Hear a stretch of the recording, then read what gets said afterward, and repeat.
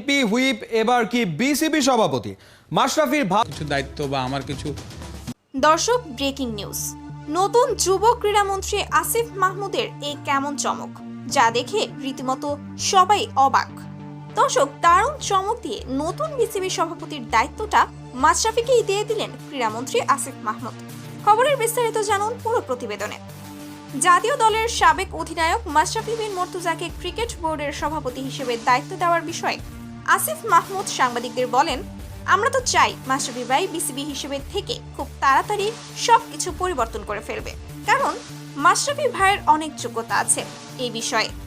বর্তমানে যারা ক্রিকেট বোর্ডের দায়িত্বে থেকে কাজ করেছে তারা আসলে ক্রিকেটকে বোঝে কিনা সেটা তারাই জানতো, তবে তাদের বাজে রাজনীতির কারণে আমাদের ক্রিকেট অনেকটা পিছিয়ে গেছে। আর এই পিছিয়ে যাওয়া থেকে ক্রিকেটকে এগিয়ে নিতে পারবে মাশরাফি ভাই, আর তাই তাকে বিসিবি হিসেবে নিযুক্ত করা হয়েছে। তো দর্শক, নতুন ক্রীড়ামন্ত্রী আসিফ মাহমুদের এমন দারুণ সিদ্ধান্ত দেখে আপনাদের কি মত?